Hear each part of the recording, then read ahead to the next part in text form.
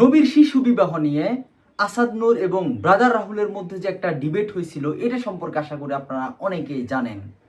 কিন্তু এই ডিবেটটা শেষ হওয়ার পর থেকে মুমিনরা প্রতিনিয়ত দাবি করে যায় ওই ডিবেটে নাকি ব্রাদার রাহুল আসাদ নূরে পরাজিত করছে, মানে ব্রাদার রাহুল পাশ করছে আর আসাদ নূর নাকি ফেল করছে। এখন আমি আপনাদের একদম নিরপেক্ষ একটা যাচাই কইরা দেখাবো এইখানে আসলে কে পাশ করছে আর কে ফেল করছে। আমি শুধুমাত্র মুখে কিছু দাবি করব না, আমি যুক্তি প্রমাণ সহ দেখাবো। আমার কোনো যুক্তি বা প্রমাণ যদি নিরপেক্ষতা বজায় না রাখে, যদি কোনো পক্ষপাতিত্ব করে, তবে মুমিন ভাইরা আমাকে অবশ্যই কমেন্টে ধরিয়ে দিবেন। আপনি তো মুখে বললে হবে না, আমি কোন জায়গায় পক্ষপাতিত্ব করলাম সেই পয়েন্টটা আমাকে ধরিয়ে দিতে হবে। দেখেন, আমরা একটা নিরপেক্ষ যাচাই করি যে সেই ডিবেটে কে হারছিল আর কে জিতছিল। এর আগে আমি একটা কথা না বললেই নয়, মুমিন ভাইরা না কখনোই পরাজয় মানতে চায় না। তারা জিতলেও জিতে, তারা হারলেও জিতে। তারা কখনো এটা স্বীকারই করতে চায় না। যদি তারা বাস্তবেই হারে, বাস্তব প্রমাণের ভিত্তিতে, তারপরও তারা এটা স্বীকার করতে চায় না। তার অনেক প্রমাণ আছে, অনেক উদাহরণ আছে। সবচেয়ে বড় উদাহরণটা দেই, এই যে ইসরায়েল ফিলিস্তিন গাজার যে যুদ্ধ, হামাস বনাম ইসরায়েল, মুমিনরা কি কোনোদিন স্বীকার করছে যে হামাস ইসরায়েলের কাছে পরাজিত হয়েছে? কোনোদিন কি স্বীকার করছে হিজবুল্লাহ ইসরায়েলের কাছে পরাজিত হয়েছে? অথচ আপনারা বাস্তবতা জানেন, হামাসের এখন 2 দিন আগের নিউজ, গাজায় কোনো কর্তৃত্ব নেই, হামাস একদম শেষ, পুরো গাজা থেকে নক আউট, গাজা থেকে আউট হয়ে গেছে হামাস। মুমিনরা কি কখনো এটা স্বীকার করবে? হিজবুল্লাহর বিশাল জায়গা দখল করে নিল ইসরায়েল, মুমিনরা কি কখনো এটা স্বীকার করবে? এমনকি আমাদের দেশের মিডিয়া 71 টিভি সহ আর টিভি সহ মিডিয়াগুলা 3 মাস নাকি 6 মাস আগে হামাসের পক্ষে কি পরিমাণ নিউজ করছে, ভয়ঙ্কর রূপে আসছে হামাস, এবার ইসরায়েলকে শেষ করে দিবে হামাস। মানে সারাক্ষণ মুসলিমদের খুশি রাখার জন্য, মুসলিমদের ভিউজ পাওয়ার জন্য মুমিনরা আমাদের বলে আমরা নাকি ভিউজের জন্য এইসব করি। অথচ সবচেয়ে বেশি ভিউজ পাওয়া যায় মুসলিমদের পক্ষে মিথ্যাচার করলে। তার অন্যতম উদাহরণ এই যে আমাদের দেশের মিডিয়াগুলা, তারা কি কখনো স্বীকার করছে যে হামাস ইসরায়েলের কাছে সাধারণ হারা হারে নাই, গোহারা হারছে? তারা কি স্বীকার করছে হিজবুল্লাহ ইসরায়েলের কাছে যে পরাজয় বরণ করছে? হিজবুল্লাহর বিশাল জায়গা ইসরায়েল দখল করে নিছে। ইসরায়েল আরো বেশি দখল করতে পারত, কিন্তু লেবাননের সরকারের অনুরোধে ইসরায়েল যতটা দখল না করলে নয় সেটুকু দখল করতেছে। এবার আসেন ইসরায়েল ইরানের যুদ্ধে। ভাই আপনারাই বলেন, ইসরায়েল ইরানের যুদ্ধে ভাই একটু নিরপেক্ষ মনে করেন যে এটা একটা খেলা, দুইটা দলের কোন পক্ষে আপনি না, আপনি বলেন তো কার ক্ষতিটা বেশি হয়েছে? ইসরায়েলের ক্ষতি বেশি হয়েছে নাকি ইরানের? সব ধরনের ক্ষতি, জানমালের ক্ষতি। ইরানের সর্বোচ্চ ধর্মীয় নেতা, সাধারণ কোনো ধর্মীয় নেতা না, সর্বোচ্চ ধর্মীয় নেতারে শেষ করে দিল। শুধু তাই না, পরমাণু বিজ্ঞানী, মানে উপরের যত মাথা আছে সব শেষ। ইসরায়েলের একটা নেতা নিহরেই কিছু করতে পারে নাই। তারা পারছে সাধারণ জনগণ আর সাধারণ সৈন্য মারতে। ইসরায়েলের একটা উচ্চপদস্থ মন্ত্রী, বিজ্ঞানী কারোই কিছু করতে পারে নাই। অন্যদিকে ইরানের যত মাথা আছে, বড় বড় মাথাগুলোর শেষ করে দিল, খামেনির শেষ করে দিল। এমনকি খামেনির যে পোলা মুস্তফা খামেনি, ওরেও পঙ্গু করে দিল। ও এত ভয় পাইছে, ওর বাপের জানাজা ছি দেখেন, সে তার বাবার জানাজায় পর্যন্ত অংশগ্রহণ করতে পারতেছে না, এতটা গুপ্ত হয়ে লুকে আছে ভয়ে। অন্যদিকে নেতানিয়াহু প্রতিনিয়ত ধাপড়ে বেড়াচ্ছে, নেতানিয়াহুর কিছুই করতে পারতেছে না। যদিও আমাদের দেশের মিডিয়াগুলো মুমিনা গুজব ছড়াইছিল নেতানিয়াহুর মৃত্যুর। তারা ইসরায়েলের বিরুদ্ধে কোনো কিছু বলার জন্য এমন মিডিয়া থেকে নিউজ নেয় যে মিডিয়াগুলো ভুইফুর, যেগুলোর কোনো মানে ভুয়া মিডিয়া, ভুয়া নিউজ পোর্টাল থেকে। কারণ বাংলাদেশের মিডিয়াগুলো জানে ইসরায়েলের বিরুদ্ধে একটা নিউজ করলে আমার কত জনপ্রিয়তা। আপনার নিউজ চ্যানেলের, আপনার নিউজ পেজের যদি 500 ফলোয়ার থাকে, আপনি ইসরায়েলের বিরুদ্ধে একটা হুট করে বললেন যে নেতানিয়াহু মরে গেছে, নেতানিয়াহুর বিরুদ্ধে এই ষড়যন্ত্র, নেতানিয়াহু মানে তার ব্যাপারে বা একটা কিছু করবেন, দেখবেন আপনার 500 থেকে আপনার 4-5 হাজার 10,000ও হয়ে যেতে পারে। এইটা হলো বাস্তবতা। এই কথাটা কেন বললাম? কারণ মুমিনরা কখনোই তাদের পরাজয় স্বীকার করতে চায় না। একজন সৎ মানুষের উদাহরণ কি জানেন?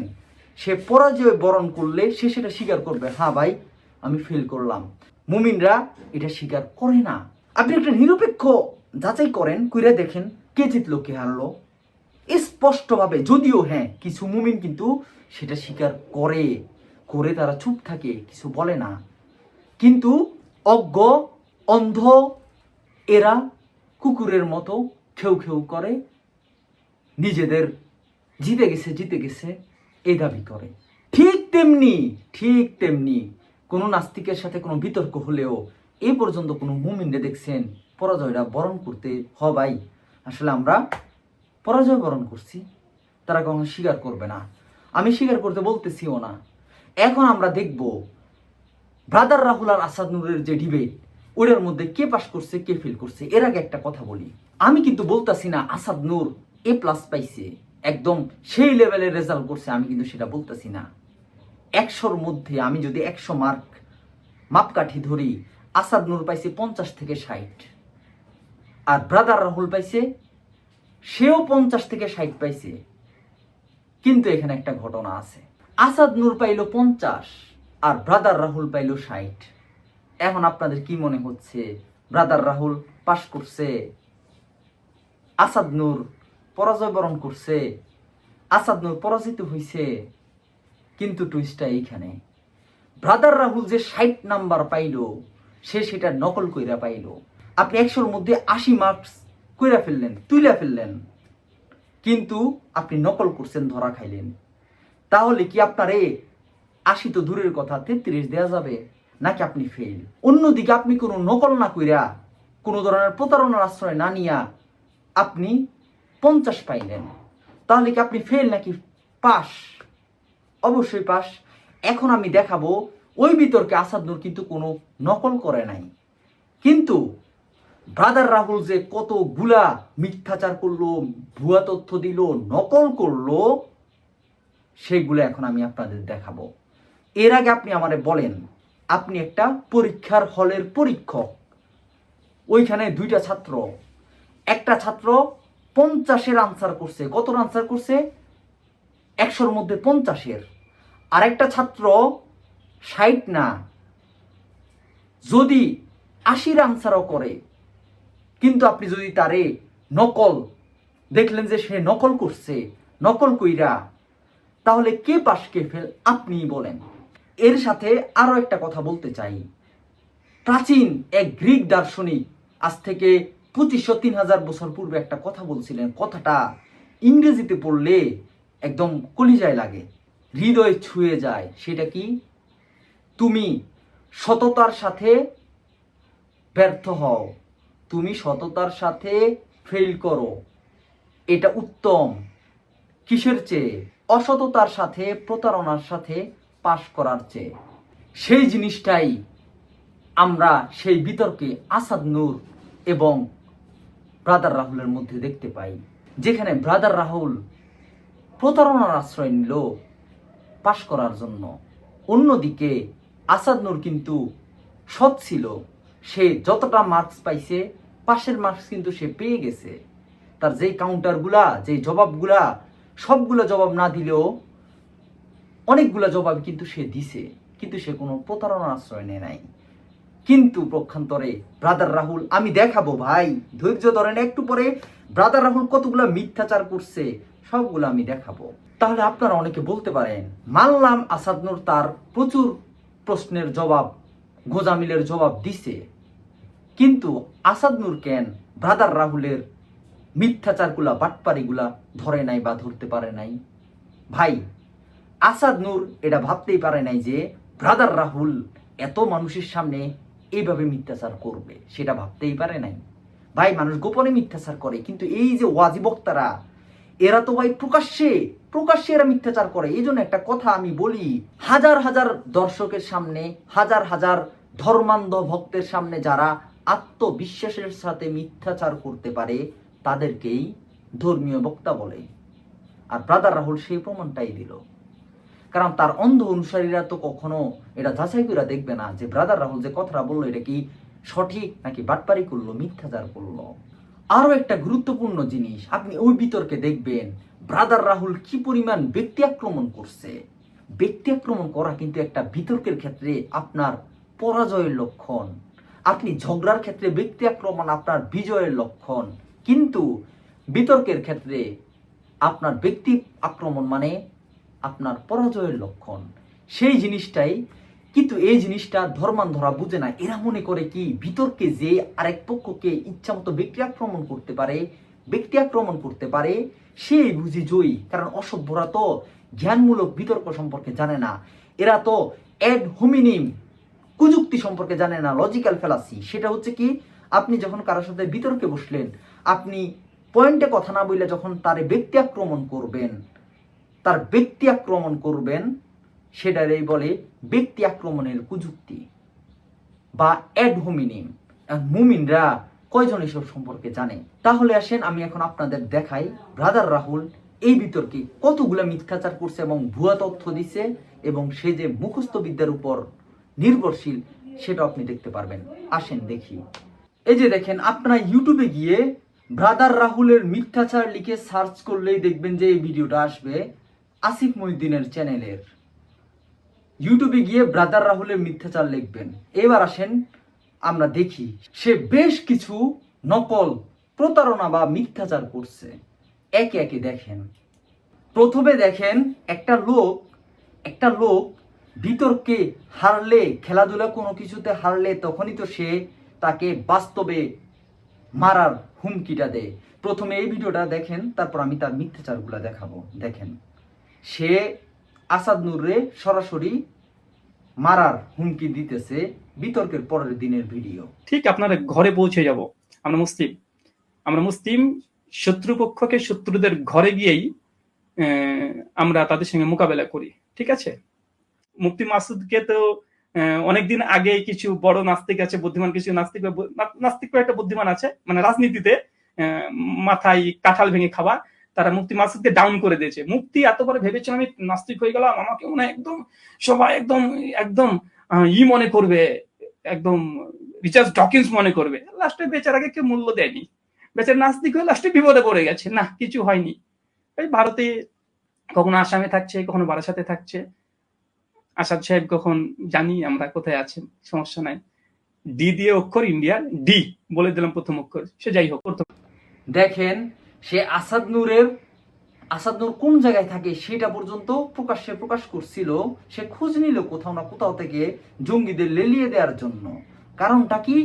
কারণ সে যদি ওই বিতর্কে জিততো, ব্রাদার রাহুল ওই বিতর্কে যদি জিততো, সে নিজেও মনে মনে জানে সে যে বাটপারি মিথ্যাচার কইরা কোন রকম কাউন্টার করছে, সেটা ব্রাদার রাহুল নিজেও জানে। এই কারণেই তো আসাদ নূরে যেন, মানে দেখবেন একটা খেলাধুলায় কোনো কিছুতে যখন আপনি হাইরা যাবেন না, তখন আপনার রাগ বেড়ে যাবে, প্রচুর রাগ হবে। ওই রাগের বহিঃপ্রকাশ আপনারা দেখেন। আসাদ নূরের ঠিকানা ফাঁস করছে, হুমকি দিতেছে যে ঘরে ঢুকে যাবে। ঠিক আপনার ঘরে পৌঁছে যাব। আমরা মুসলিম শত্রুপক্ষকে শত্রুদের ঘরে গিয়েই আমরা। আচ্ছা ভাই, আপনি তো লাইভে ডিবেট করলেন, আপনি ঘরে কেন পৌঁছাবে? তার ঘরে আপনার কাজটা কি? মানুষকে এত বোকা ভাবেন? মুমিন ভাইরা একটু ঠান্ডা মাথায় চিন্তা করেন তো। সে তো আসাদ নূরে হারাইয়া দিল, তখন তো তার আরো আসাদ নূরে জীবিত রাখা উচিত। কিন্তু সে হুমকি দিতেছে ঘরে ঢুকে যাবে, লোকজনের কাছে বলে দিচ্ছে সঙ্গে মোকাবেলা করি। ঠিক আছে, মানে দেখেন ভাই, ব্যক্তি আক্রমণের সর্বোচ্চ পর্যায়ে এই ব্রাদার রাহুল, যেটা একটা লজিক্যাল ফ্যালাসি, যেটা একটা পরাজিতের বিতর্কে পরাজয়ের অন্যতম একটা নমুনা। শর্ত নাম্বার 11, আলোচকদের উভয়ের মধ্যে যথাযথ সম্মান দিয়ে কথা বলবেন। কেউ আলোচনার বাহিরে ব্যক্তিগতভাবে কোনো ধরনের আক্রমণ করতে পারবেন না। ঋতুস্রাব হয়েছে আবু দাউদের হাদিস। আবার দেখে নেন, আমাদের আয়েশা রাদিয়াল্লাহু তাআলা আনহা, তিনি প্রাপ্তবয়স্ক হয়েছে নিজে দাবি করছে, আমাদের আয়েশা নিজে দাবি করছে। আর কোথাকে নাস্তিক এসে বলছে তিনি ছোট ছিল। ভাই, তোমার কথা চলবে না? আয়েশার নিজের কথা চলবে? আর কথাকে নাস্তিক এসে বলছে তিনি ছোট ছিল, ভাই তোমার কথা চলবে না আয়েশার রজনীকার নিজের কথা চলবে? আচ্ছা সাহেব জি বলেন। হ্যাঁ, আমি অনেকবারই আপনাকে আমি আঙ্গুল দেখিয়েছিলাম, কিন্তু আপনি হয়তো খেয়াল করেননি। তিনি বারবার আমাকে ব্যক্তিক্রমণ করছেন, তুমি করে সম্বোধন করছেন, আপনি একটু খেয়াল করবেন। এই যে আপনি দেখেন ভাই, বিতর্কে আসাদ নূর কিন্তু তার এই তুমি তুই তোকার এসব করে নাই, সে কিন্তু ঠিক আপনি। অথচ ব্রাদার রাহুল দেখেন, সে যেন এখানে মারামারি করতে আসছে। তার তুমি, এরপরে তার বডি ল্যাঙ্গুয়েজটা আপনি একটু দেখেন। পুরো বিতর্ক যারা দেখছিলেন তারা লক্ষ্য করছেন। এটাই না, ওর মিথ্যাচার গুলাই আপনারা কিছুক্ষণ পরে দেখতে পারবেন। শুধু এগুলাই না, তার মিথ্যাচার গুলো একটু পরে দেখতে পারবেন। আগে দেখেন ব্যক্তি আক্রমণ সে কিভাবে করছে, যেটার কারণে মুমিনরা মনে করে ব্রাদার রাহুল বুঝে অনেক কিছু করে ফেলছে, কারণ আসাদুরের ব্যক্তি আক্রমণ করছে। মুমিনরা তো যুক্তিতে না, মারামারিতে বিশ্বাসী। তাই তাদের কাছে মনে হয় আপনি কোনো বিতর্কে প্রতিপক্ষকে যত ব্যক্তি আক্রমণ করতে পারবেন, তারা মনে করবে আপনি বুঝি তত বড় বিতার্কিক। আপনাদের দুজন একজন অন্যজনকে সম্মান দিয়ে কথা বলবেন।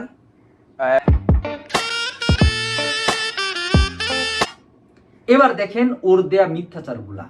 পুরো ভিডিওটার লিংক কমেন্টে দেয়া থাকবে, আপনারা ইউটিউবে গিয়ে সার্চ করলে সবচেয়ে খুশি হব। ভিডিওটা র্যাঙ্কে আসবে ব্রাদার রাহুলের মিথ্যাচার, তাহলে সবচেয়ে ভালো। তবু আমি ভিডিওর লিঙ্কটা দিয়ে দিব। এরপর যখনই কোনো মুমিন এসে এই দাবি করবে ব্রাদার রাহুল আসাদ নূরে হারাইছিল, তার এইটা ছুঁড়া মারবেন। পুরো ভিডিওটা সে দেখলে তার ভুল ভেঙে যাবে। সে স্বীকার না করলেও মনে মনে ঠিকই বুঝবে। এখানে আমাদের পদার্থবিজ্ঞানী ভারতের গর্ব, তিনি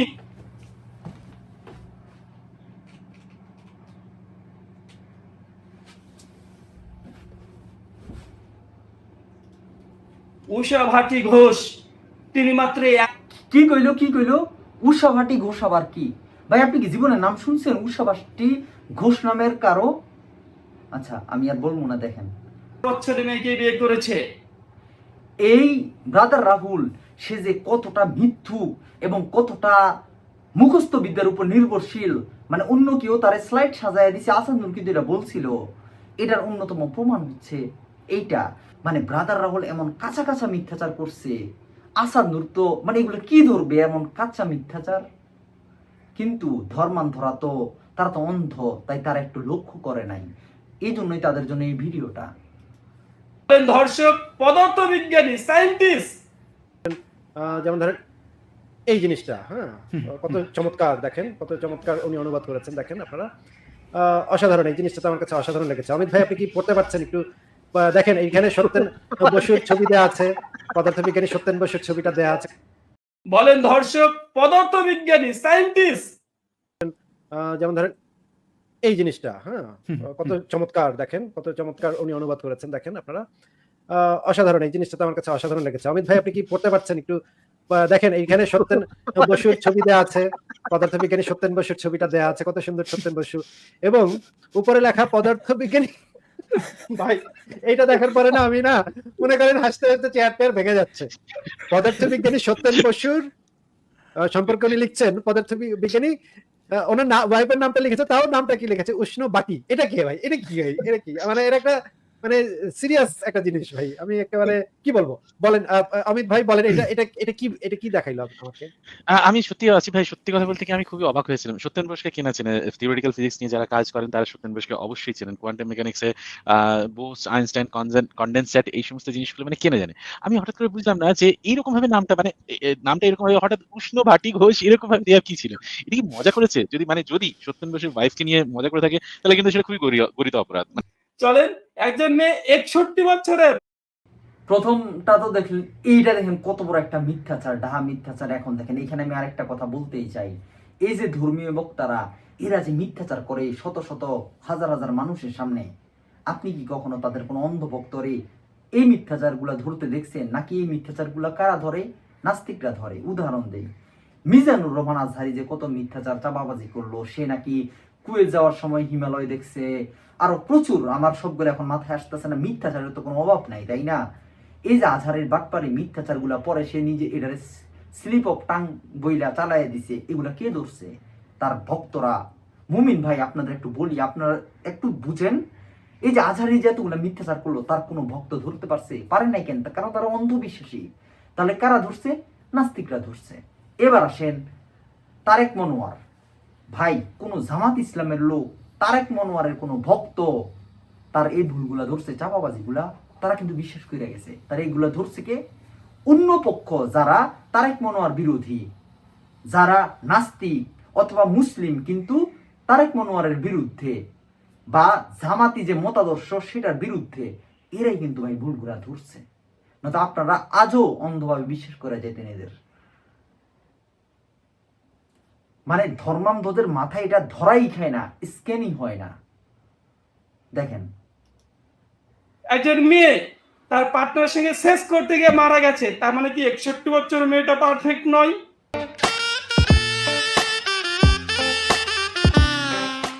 দেখেন ভাই, মানুষ যে কতটা মূর্খ, মানে চাপাবাজ। ওইখানে সুন্দর করে লেখা আছে ম্যান, আপনারা আশা করি দেখছেন, 61 ইয়ার্স ওল্ড ম্যান, 61 বছর বয়সী পুরুষ। আর ওই বাটপার কি বললো? উইমেন, নারী। আচ্ছা, এখানে তিনি মানে মেডিকেল সায়েন্স দিয়ে আসলেন যে কিভাবে বুঝবো একটা মেয়ে সে ম্যাচুরিটি পৌঁছে গেছে। দেখেন মেডিকেল সায়েন্স, দেখেন আম্মাজান আয়েশার বিয়ের আগে তার জ্বর হয়েছিল এবং তিনি বলছেন আমার চুল সব পড়ে গিয়েছিল, সব চুল পড়ে গিয়েছিল। চুল কেন পড়ে? আধুনিক বিজ্ঞান দেখেন নিউজ 18 বলছেন ভয়ঙ্কর বয়ঃসন্ধিতে মাথায় টাক পড়েছে, এই কাজগুলো করলে উপকার পাবেন। মানে মেয়েদের যখন বয়ঃসন্ধি হয় তখন হরমোন চেঞ্জ হয় মেয়েদের, সেই সময় তার টাক পড়ে যাওয়া, চুল উঠে যাওয়া, এটা ন্যাচারাল, কারণ হরমোন পরিবর্তন হচ্ছে। আর আম্মাজান তিনি বলছেন যে তার বিয়ের আগে চুল পড়ে গিয়েছিল, সব নতুন চুল গজিয়েছে, তারপর আল্লাহ রাসূলের ঘরে গিয়েছে। তার মানে এখান থেকে মেডিকেল সায়েন্স দ্বারা প্রমাণিত আম্মাজান আয়েশা তিনি বয়ঃসন্ধিতে পৌঁছে গেছিলেন, তার জন্য চুল পড়েছে। গুগলে কি কথা বলছে দেখেন, মেয়েদের কেন মানে চুল পড়ে, বয়ঃসন্ধির কারণে চুল পড়ে, হরমোন চেঞ্জের কারণে, শারীরিক গঠনের কারণে। দেখেন এখানে আরো আছে চুল পড়াটা স্বাভাবিক, এটা নিয়ে ভয় করার কিছু না। ডাক্তারের পরামর্শ হচ্ছে কালের কণ্ঠ থেকে, আমার সংবাদ, তারা একই রিপোর্ট পেশ করছে। আচ্ছা, এই হচ্ছে বিষয়। আচ্ছা,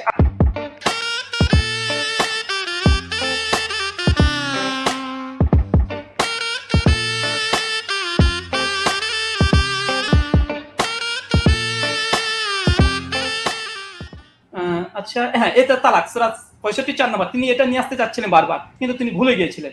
দেখেন এখানে কি বলছে আল্লাহ, যাদের এখনো ঋতুকাল শুরু হয়নি তাদের 3 মাস ইদ্যত পালন করবে গর্ভবতী নারীদের। মানে যেসব মেয়েদের এখনো ঋতু আসেনি তাদের যদি স্বামী তালাক দেয় তাহলে 3 মাস তারা কি করবে? তারা ইদ্যত পালন করবে। কেন করবে? ওনারা বুঝে নিয়েছেন যে তাহলে মনে হয় শিশু বিবাহটা বৈধ, এই জন্য তাকে বলা হয়েছে। জি না, এখানে একজন মেয়ে তার বয়স হয়ে গেছে, ফিজিক্যাল ফিট হয়ে গেছে, কিন্তু এখনো মেন্স হয়নি। আশা করি সে ভালো করে বুঝে নেন, নিরপেক্ষ দৃষ্টি দিয়ে সকলে শুনুন। একজন মেয়ে একটু ধৈর্য ধরেন, তারপরে দেখবেন কত বড় মিথ্যুক বাটপার এই ব্রাদার রাহুল। বছর পার হয়ে গেছে, 20 বছর পার হয়েছে, কিন্তু মেন্স হয়নি, মেন্স হয়নি। এই মেয়েটার যদি ডিভোর্স হয়ে যায়, তালাক হয়ে যায়, তাকে 3 মাস ইদ্যত পালন করতে হবে।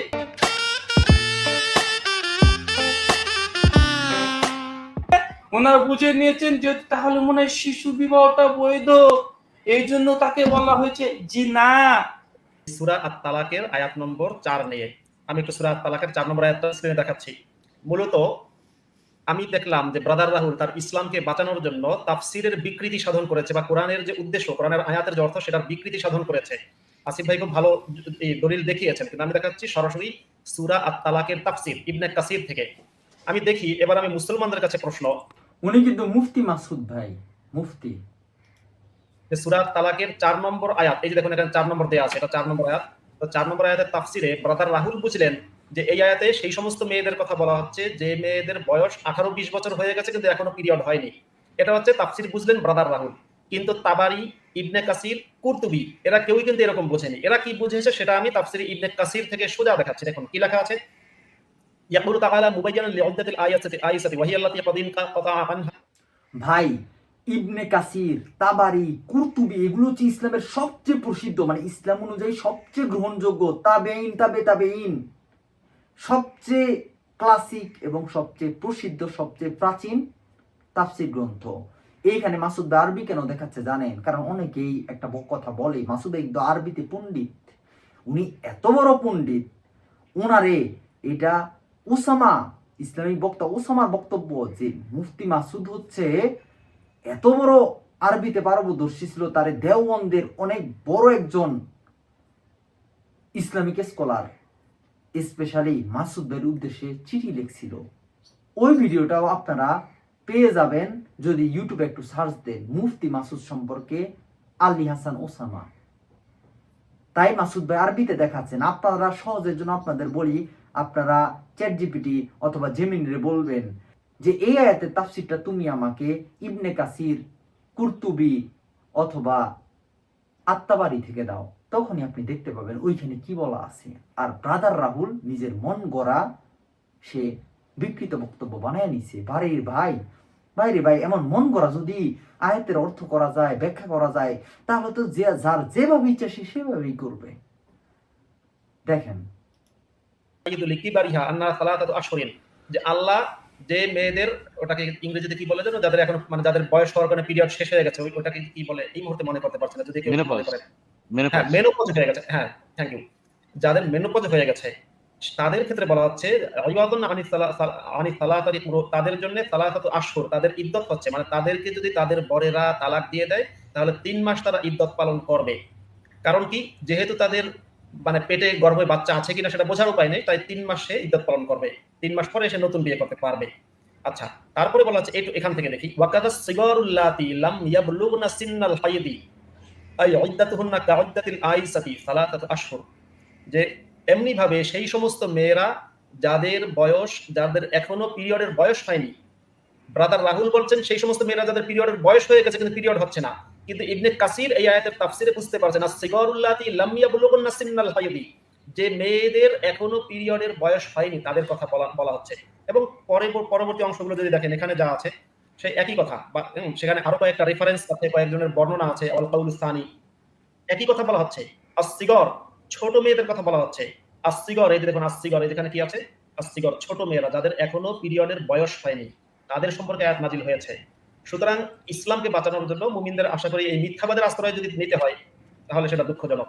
আর এছাড়া মাসুদ ভাই, আমি কি আরো কয়েকটা মানে তাফসির, বাংলা তাফসিরটাও, বাংলা বইটাও একটু দেখাবো এটার সাথে। আপনার ইসলামকে রক্ষা করার জন্য মিথ্যা ছাড়া তো আসলে উপায়ও নাই। হ্যাঁ, এটা আসলে সবার বুঝতে হবে। দেখেন ইমাম বুখারী এই আয়াতটা থেকে, এই যে দেখেন আয়াতটা এখানে বলে দেওয়া হয়েছে, আয়াতটা এখানে দিয়ে দেওয়া হয়েছে সূরা তালাকের 4 নম্বর আয়াত। এই যে দেখেন ইমাম বুখারী তার হাদিসের ভিতরে কি লিখেছে, এই যে টাইটেলটা কিন্তু ইমাম বুখারীর দেয়া, এই টাইটেলটা কিন্তু ইমাম বুখারীর দেয়া। টাইটেলে দেখেন কি লেখা, কার জন্য? ছোট শিশুদের। মানে আসাদকে যে বারবার জিজ্ঞেস করলো যে আয়েশা যে শিশু ছিল, এটা প্রমাণ করেন। ইমাম বুখারী বলে গেছে যে, ইমাম বুখারী বলে দিয়ে গেছে যে ভাই আসিফ মহিউদ্দিন ভাই সেই লেভেলের জিনিয়াস। আসিফ মহিউদ্দিনের এই পয়েন্টটা কিন্তু খুবই গুরুত্বপূর্ণ। মানে আমি বেশি কথা বলতেছি না, আপনারা আশা করি মনোযোগ দিয়ে দেখবেন, পরেও ভিডিওটা দেখবেন, আমি লিঙ্ক দিয়ে দিব। দেখেন ইমাম বুখারী ইসলামের সর্বোচ্চ প্রসিদ্ধ গ্রহণযোগ্য হাদিস গ্রন্থ, সে তার হাদিসের হেডলাইন দিল কি দেখেন, ছোট শিশুদের বিয়ে দেয়া বৈধ। দেখেন আয়েশা ছোট ছিল, আয়েশা শিশু ছিল, এই কথাটা কিন্তু আমারও কথা না, আসাদেরও কথা না, মাসুদ ভাইয়েরও কথা না, আমাদের কারোর কথা না। ইমাম বুখারীর কথা হচ্ছে আয়েশা শিশু ছিল। হ্যাঁ, এখন রাহুল যদি এটা অস্বীকার করে তাহলে তো ইমাম বুখারীর সাথে তার যোগাযোগ করা উচিত, তারকে কবর থেকে তুলে জিজ্ঞেস করা উচিত যে আয়েশাকে কেন সে শিশু বলেছে। এই জিনিসটা তো ইমাম বুখারীর সাথে মানে রাহুলের বিতর্ক করা উচিত ছিল, আসাদের সাথে না করে। আমি এখানে দেখতে পাচ্ছি, আমরা হাদিসটা পড়ি, কার জন্য ছোট শিশুদের বিয়ে দেওয়া বৈধ। এখানে এইটা থেকে নাবালেগার ইদ্দত 3 মাস নির্ধারণ করা হয়েছে, এটা ইমাম বুখারী লিখেছেন। এখন হাদিসটা পড়ি, হাদিসটা বর্ণনা করেছেন আয়েশা বলছেন যে 6 বছর বয়স, 9 বছর বয়সে তার সাথে বাসর করেন। এখান থেকে টাইটেলেও কিন্তু বলে দেওয়া আছে ছোট শিশুদের বিবাহ দেওয়া বৈধ, এবং সেও বলা আছে যে এইটার দলিল ধরে নাবালেগার ইদ্দত 3 মাস নির্ধারণ করা হয়েছে। এবং আরো অনেকগুলো তাফসির আমার কাছে, তাফসিরে জালালাইনে দেখেন কি বলা আছে। তাফসিরে জালালাইনে বলা আছে যে আর তা হলো যাদের এখনো হায়েজ আসেনি তাদের ইদ্দত হলো 3 মাস, অর্থাৎ হায়েজ অল্প বয়স্কতার কারণে আসেনি, কিংবা অনেক স্ত্রীলোকের, এই যে এই কথাটা রাহুল বলেছে যে অনেক স্ত্রীলোকের যেমন বহু বিলম্বে হায়েজ হয়, এই কথাটা রাহুল বলেছে, এটা ঠিক আছে, এই কথাটা ঠিক আছে। কিন্তু এই কথাটা সে উল্টিয়ে দিয়েছে, যে উপরের কথাটা যে অর্থাৎ হায়েজ অল্প বয়স্কতার কারণে আসেনি, এইটাকে টোটালি অস্বীকার করে গেছে, বলেছে এটা নাকি নাই, এটা নাকি আসাদ বুঝতে ভুল করেছে। আচ্ছা, তাফসিরে মাঝারিতে দেখি, এখানেও বলা আছে অথবা ঋতুস্রাব মুক্ত অল্প বয়স্কা হওয়ার কারণে, আপনারা স্ক্রিনে দেখতে পাচ্ছেন অল্প বয়স্কা হওয়ার কারণে। আচ্ছা, এবার আমরা আরেকটা তাফসীর দেখি, মারিফুল কোরআনে দেখি। মারিফুল কোরআনে এমনি ভাবে যেসব স্ত্রীর স্বল্প বয়স অথবা বেশি বয়স হেতু হায়েজ আসে না, এই যে স্বল্প বয়সটাও এখানে বলা আছে। আচ্ছা, মারিফুল কোরআন দেখলাম, এবার আমরা কোনটা দেখবো? এই যে দেখেন এখানে বলা আছে, তারপর তাহফিমুল কোরআনে দেখি, এই যে সৈয়দ আবু আলা মওদুদির তাহফিমুল কোরআনে আমরা দেখি এখানে বলা হচ্ছে সূরা আহজাবের 49 নম্বর আয়াতের রেফারেন্স ধরে বলা হচ্ছে যে সুতরাং যেসব মেয়েদের এখনো ঋতুস্রাব শুরু হয়নি তাদের ইদ্যত বর্ণনা করা স্পষ্টত কথাই প্রমাণ করে যে এই বয়সে মেয়েদের বিয়ে শুধু জায়েজই নয়, বরং তার সাথে স্বামীর নির্জনবাস ও মেলামেশাও জায়েজ। এমন এখন কথা স্পষ্ট যে কোরআন যে জিনিসকে জায়েজ বলে ঘোষণা করেছে তা নিষিদ্ধ ঘোষণা করার অধিকার কোনো মুসলমানের নেই। আচ্ছা, আমরা তাওজিহুল কোরআন থেকে দেখি, এখানেও বলা আছে এখনো যারা ঋতুমতী হয়নি তাদের ইদ্যত এটাই। নিচে আবার বলে দেওয়া আছে এমনি ভাবে নাবালেক মেয়ে যার এখনো পর্যন্ত ঋতু দেখা দেয়নি তার ইদ্যত 3 মাস। তাহকামুল কোরআনে আমরা দেখি সেখানেও বলা আছে মেয়েটি নাবালেক ছিল, নাবালেক তার এখানে নাবালেক মেয়ের কথাই বলা হয়েছে। দেখেন এরপরে আমরা আরো অনেকগুলা দলিল আমি দেখাতে পারি। আল ইদায়া গ্রন্থেও এই কথাটা বলা আছে, যদি অল্প বয়স্কতার কারণে তার ইদ্যত হবে 3 মাস। এবার আশরাফুল হিদায়াতও একই কথা বলা আছে, সেটাও আমি দেখাচ্ছি, একটু দেখিয়ে যাই কারণ এগুলা দরকার। বুখারীর ব্যাখ্যা গ্রন্থ, এই জিনিসটা আপনারা একটু ভালো করে লক্ষ্য করেন। বুখারীর ব্যাখ্যা গ্রন্থ মাওলানা শামসুল হক ফরিদপুরি, আপনারা নিশ্চয়ই জানেন ওনার নাম। উনি তার বুখারীর ব্যাখ্যা গ্রন্থে যেটা লিখেছেন, নাবালেক মেয়ের বিবাহ এই আয়াতে, এই যে সূরা তালাকের 4 নম্বর আয়াতে, এই আয়াতে ঋতু আরম্ভ হয়নি এরূপ রমণীর তালাকের ইদ্যত বর্ণনা করা হয়েছে। সুতরাং ইহা অতি সুস্পষ্ট যে তাহারও বিবাহের অবকাশ রয়েছে, নতুবা তালাক ও উহার ইদ্যত কোথা হইতে আসিবে। নিচে বলা হয়েছে শরীয়ত অনুমোদিত বিষয়কে বেআইনি সাব্যস্ত করা এবং শরীয়তের বেআইনি বিষয়কে অনুমোদন করা ইহার নাম তাহরিফ বা শরীয়তের বিকৃতি সাধন, যাহা ইহুদি নাসারাগণ করিয়াছিল। নিচে বলা হয়েছে অপ্রাপ্ত বয়স্ক ছেলে মেয়েদের বিবাহ সম্পর্কে। সুতরাং বুখারীর ব্যাখ্যা অনুযায়ী, বুখারী শরীফের ব্যাখ্যা অনুযায়ী ব্রাদার রাহুল ইহুদি নাসারার দালাল, কারণ সে মন গড়া মনের মতো কইরা কোরআনের অর্থ ব্যাখ্যা পরিবর্তন করতেছে। ভাই রে ভাই, এইভাবে অর্থ ব্যাখ্যা যদি আমি পরিবর্তন করি, ইসলামের সব হারাম কাজটা আমি হালাল বানাইয়া দিব। ইসলামের যত অমানবিক বর্তমান অথবা যে আধুনিক সভ্য আইনের সাথে যত সাংঘর্ষিক জিনিস আছে সবগুলারে আমি ভাই অসাংঘর্ষিক বানাইয়া দিব। একই পদ্ধতিতে যেটাতে ব্রাদার রাহুল বাটপারিটা করছে আমি মনের মতো করে ব্যাখ্যা করবো। বুঝেন নাই?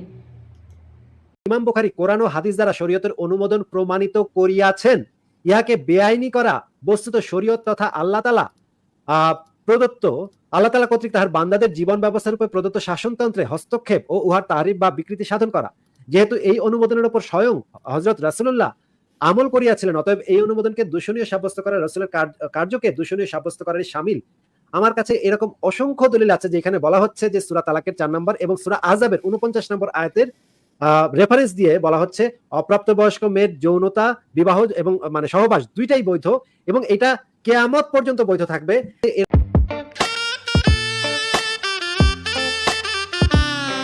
বিবাহ দুটো ভাগে বিভক্ত। প্রথম উত্তম পদ্ধতি এবং বৈধ পদ্ধতি। উত্তম পদ্ধতি বিয়ে করতে হলে 4টে শর্ত আছে। প্রথম, কোরআনে সূরা নিসা আয়াত নাম্বার 6 আল্লাহ বলছেন হাত্তা ইজা বালাগাতুন নিকাহ।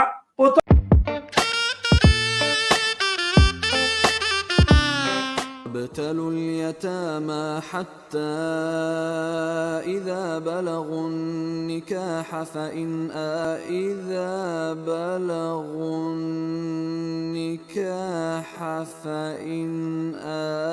বলছেন হাত্তা ইজা বালাগাতুন নিকাহ।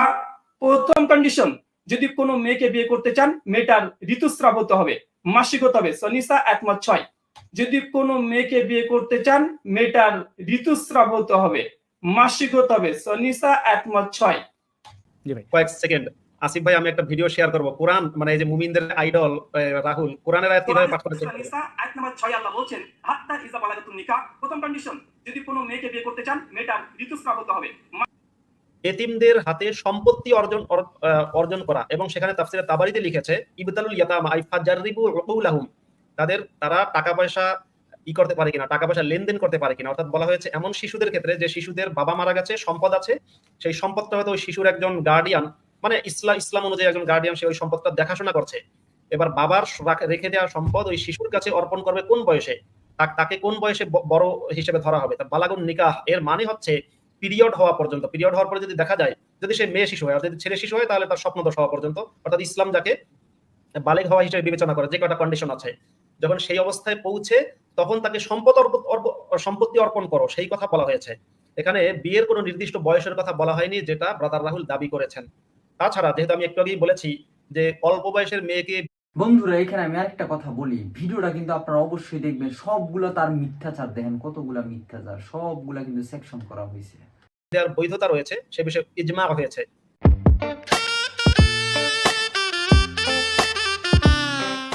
আচ্ছা চলুন, আল্লাহ নবী নাকি 9 বছর আয়েশাকে সেক্স করেছে, মিথ্যা কথা। কোথায় আছে?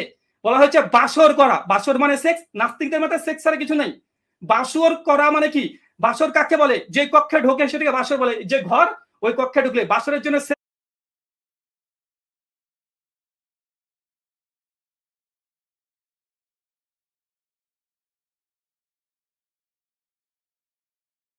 করতে হবে। আপনাকে কে বলেছে? কোন ডিকশনারিতে পেয়েছেন? একটা ডিকশনারি পেশ করেন যে বাসর মানে সেক্স করতে হবে। আচ্ছা চলুন, আল্লাহ নবী নাকি 9 বছর আয়েশাকে সেক্স করেছে, মিথ্যা কথা। কোথায় আছে?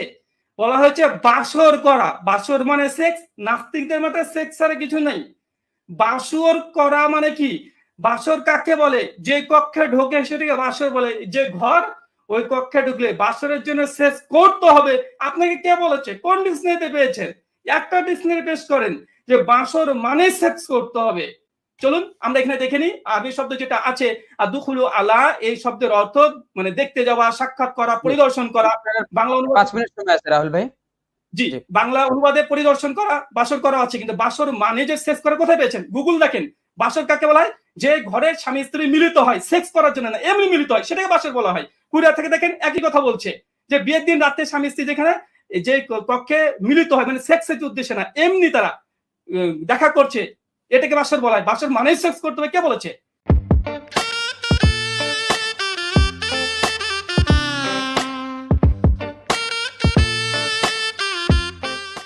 আচ্ছা চলুন, আল্লাহ নবী নাকি 9 বছর আয়েশাকে সেক্স করেছে, মিথ্যা কথা। কোথায় আছে?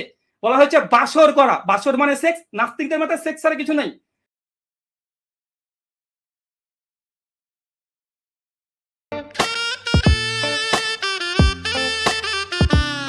এটাই বলেছে, যদি সামর্থ্য না থাকে বিয়ে করো না, রোজা পালন করো। সেই বুখারী 566 নম্বর হাদিস। মেয়ে যদি সেক্স করতে না পারে, স্ত্রী যদি না পারে, মেয়েকে বিয়ে করতে নিষেধ করা হচ্ছে। কোথায় পেয়েছেন? কত বড় বাটপার ভাই, কি বলবো।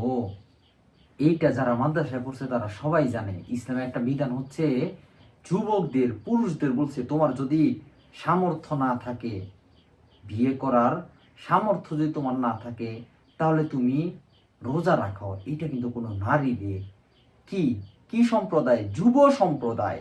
এটা আমরাও পড়ছিলাম মাদ্রাসায় থাকতে। অথচ এই বাটপার এডারে নিয়ে নিছে নারীদের। কোনো নারী যদি সেক্সের উপযুক্ত না হয় তাহলে নাকি তাদেরকে বিয়ে করতে বারণ করছে। শুধু তাই না, আপনি যদি এই পুরো হাদিসটা পড়েন তাহলে মানে আপনি, সে যে কত বড় মিথ্যুক, এটা আপনি একদম কত বড় বাটপার, মানে ফাইজলামির না একটা সীমা থাকা উচিত। আপনি পুরো হাদিসটা পড়েন। নবী সাল্লাল্লাহু আলাইহি সাল্লামের সঙ্গে আমরা কতক যুবক ছিলাম, আর আমাদের কোনো কিছু ছিল না, মানে টাকা পয়সা ছিল না।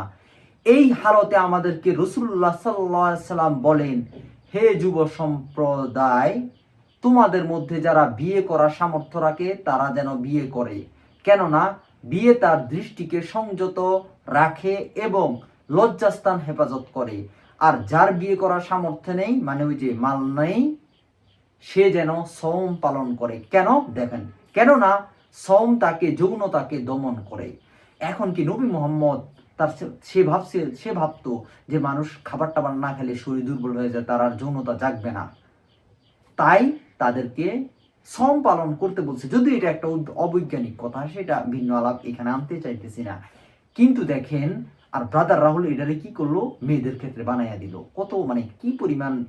আরো একটা কথা এখানে আমি বলি, ইসলামে আপনারা জানেন যে টাকা পয়সা মানে সামর্থ্য থাকলে আপনি একাধিক বিয়ে করতে পারবেন। অথচ ইসলাম যদি একটু ভালো হইতো, তাহলে যাদের টাকা পয়সা বেশি তাদেরকে কিন্তু বলতো যে এই তোমরা একাধিক বিয়ে আর কইরো না, দুনিয়াটা তো পরীক্ষার হল, এত বিয়ে করার দরকার কি। তোমরা বরং যারা টাকা পয়সার অভাবে বিয়ে করতে পারতেছে না, তাদেরকে তোমরা টাকা পয়সা দিয়ে বিয়ে করায় দাও। আমার কথাটা কি বুঝেন নাই?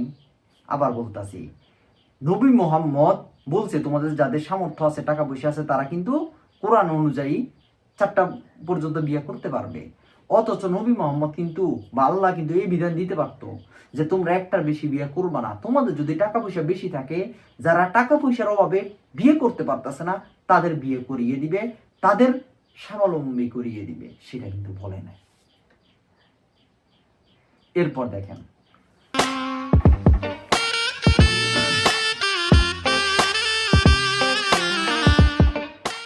আমাদের আয়েশা রাদিয়াল্লাহু তাআলা আনহা তিনি কি এই সব শর্ত পূরণ করেছিলেন? উত্তর একদম হ্যাঁ। চলুন 1 নম্বর শর্ত, কন্ডিশন 1, আয়েশা রাদিয়াল্লাহু তাআলা বয়ঃসন্ধিতে পৌঁছেছিলেন, জি পৌঁছেছিলেন।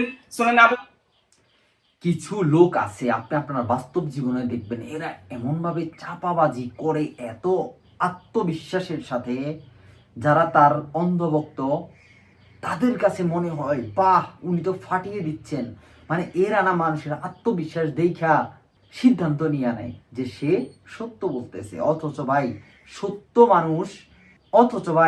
সত্য মিথ্যার সাথে আত্মবিশ্বাসের সম্পর্ক নাই। একটা লোক চরম আত্মবিশ্বাসের সাথে মিথ্যা বলতে পারে, তার অন্যতম প্রমাণ এই ব্রাদার রাহুলের মতো ধর্মীয় বক্তারা।